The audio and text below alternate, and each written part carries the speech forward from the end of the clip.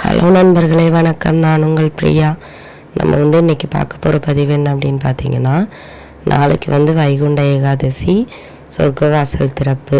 So அந்த டைமில் நீங்கள் நாளைக்கு காலையிலேயே எப்படி தலைக்கு குளிப்பீங்க, அந்த குளிக்கிற தண்ணீரில் நீங்கள் இந்த ஒரு பொருளையே சேர்த்து நான் சொல்லக்கூடிய இந்த ஒரு மந்திரத்தை உங்களுக்கு நாளைக்கு முழுவதும் நீங்கள் சொன்னாலும் பரவாயில்லை, இல்லை எப்போ சாமி கும்பிட்றீங்களோ அப்போ சொன்னாலும் கூட பரவாயில்ல. அப்படி சொல்லிட்டு வந்தீங்க அப்படின்னா கண்டிப்பாக உங்களோட சகல பாவங்களையும் போக்கி புண்ணியத்தை தரும். இந்த ஏகாதசி விரதமே நம்ம அதுக்காகத்தான் இருக்கிறோம். அதுக்கு முன்னாடி நம்ம சேனலை நீங்கள் இன்னும் சப்ஸ்கிரைப் பண்ணாமல் பார்த்துருந்தீங்க அப்படின்னா மறக்காமல் சப்ஸ்கிரைப் பண்ணி சப்போர்ட் பண்ணுங்கள். இப்போ வாங்க நம்ம பதிவுக்குள்ளே போகலாம். ஸோ நம்ம நாளைக்கு குளிக்கிற தண்ணீரில் என்ன மாதிரியான ஒரு பொருளை சேர்த்தோம் அப்படின்னா கண்டிப்பாக அது நம்மளுக்கு ஒரு புத்துணர்ச்சியை தரும் அப்படிங்கிறத நம்ம இந்த பதிவில் பார்க்கலான்னு இருக்கோம். எதுக்காக குளிக்கிற தண்ணீரில் இதை சேர்க்கலாம் நீங்கள் கேட்கலாம். நம்ம தினமும் தான் குளிக்கிறோம், அது என்ன நாளைக்கு மட்டும் ஸ்பெஷல் அப்படின்னு பார்த்தீங்கன்னா, நாளைக்கு நம்மளோட சகல பாவங்களையும் போக்கக்கூடிய நாள். அதாவது வைகுண்ட ஏகாதசி நாளைக்கு நம்மளோட பாவங்கள் நீக்கப்பட்டது அப்படின்னா நம்மளுக்கு மறுஜென்மங்கிறது கிடையாதான். ஸோ அந்த ஒரு விஷயத்திற்காக தான் நாளைக்கு இந்த வைகுண்ட ஏகாதசி, அதில் சொர்க்கவாசல் திறப்பு, இந்த மாதிரி விஷயங்கள்லாம் நடக்குது. ஸோ அதுக்காக தான் நம்ம நம்மளோட உடம்பை எவ்வளோ சுத்தமாக வச்சுருக்குறோமோ அந்த அளவுக்கு நம்மளுக்கு ஒரு பாசிட்டிவான நாளாக நாளைக்கு இருக்கும். நாளைக்கு தொடங்கக்கூடிய நேரமே நம்ம அதற்கான வேலைகளை செஞ்சோம் அப்படின்னா நாளைய நாளும் நம்மளுக்கு சிறப்பானதாக இருக்கும். இந்த விஷயத்தை நம்ம செய்யும்போது நம்மளுக்கு அது ஒரு பாசிட்டிவிட்டியை கொண்டு வருது. ஸோ அதுக்காக தான் செய்ய சொல்கிறோம். ரொம்ப சிம்பிளான விஷயந்தாங்க, ஒன்றுமே இல்லை. குளிக்கிற தண்ணீரில் ஒரு துண்டு பச்சை கற்பூரம் மட்டும் நீங்கள் சேர்த்துட்டு வந்தீங்க அப்படின்னா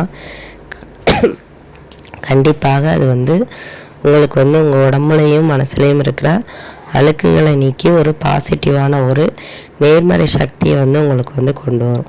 அப்போ நாளையோட நாளே உங்களுக்கு சிறப்பாக இருக்கும். நிறைய பேருக்கு உடம்பு சரியில்லாமல் இருக்குது. ஸோ குளிக்கிறவங்க இதை ஃபாலோ பண்ணிக்கோங்க.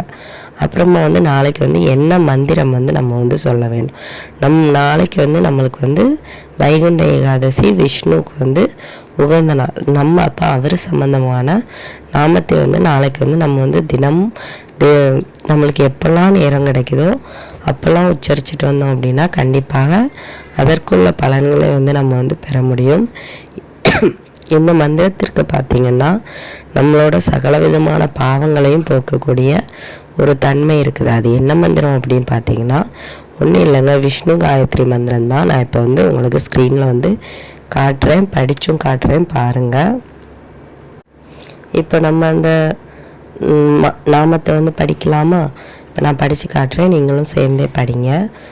ஓம் நாராயணாய வித்மஹே வாசுதேவாய தீமஹி தன்னோ விஷ்ணு பிரச்சோதயாத். இந்த காயத்ரி மந்திரத்தோட பொருள் என்ன அப்படின்னு பார்த்தீங்கன்னா, பரம்பொருளான நாராயணனை அறிவோம், வாசுதேவன் மீது தியானம் செய்வோம், விஷ்ணுவாகி அவன் நம்மை காத்து அருள் செய்வான் என்பது இதன் பொருளாகும். இதில் பார்த்திங்கன்னா நாராயணரையும் குறிப்பிட்டிருக்கு, வாசுதேவரையும் குறிப்பிட்டிருக்கு, விஷ்ணு பெருமாளையும் குறிப்பிட்டிருக்கு. ஸோ இந்த காயத்ரி மந்திரத்தை நாளைக்கு மட்டும்தான் நீங்கள் சொல்லணும்னு கிடையாதுங்க. எப்போல்லாம் நீங்கள் தெய்வத்தை தீபம் போட்டு கும்பிட்றீங்களோ அப்போல்லாம் சொல்லலாம். முக்கியமாக இது சொல்லும்போது நாளைக்கு நீங்கள் சுத்தபத்தமாக இருக்கணும். உடம்பளவுலையும் சரி மனசளவுலையும் சரி. அப்படி இருந்தால் மட்டும்தான் இந்த காயத்ரி மந்திரத்தை நீங்கள் உச்சரிக்கணும். அப்படி இல்லாமல் உச்சரிக்கக்கூடாது. இது உச்சரிக்கும் போதே உங்களோட பாவங்கள் நீக்கப்படுது. அந்த மாதிரி இருந்துச்சு மட்டும்னா தான் இந்த பதிவு கூட உங்களோட கண்ணில் படுறதுக்கு வாய்ப்புகள் அதிகம். ஸோ அதனால் நாளைய நாளை நீங்கள் மறந்துடாதீங்க.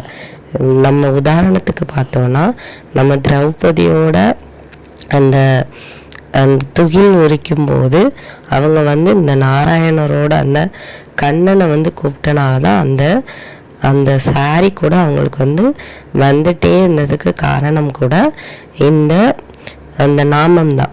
ஸோ அதனால் நம்ம வந்து நாமத்தை உச்சரிக்கும் போது அதுக்கு வந்து அவ்வளவு பலன்கள் இருக்குது. ஸோ அதனால் நாளையோட நாளை நீங்கள் வந்து தவற விட்டுறாதீங்க. ஏகாதசி வளர்பிறையில் வருது, வெள்ளிக்கிழமையில் வருது, மிகவும் சிறப்பு.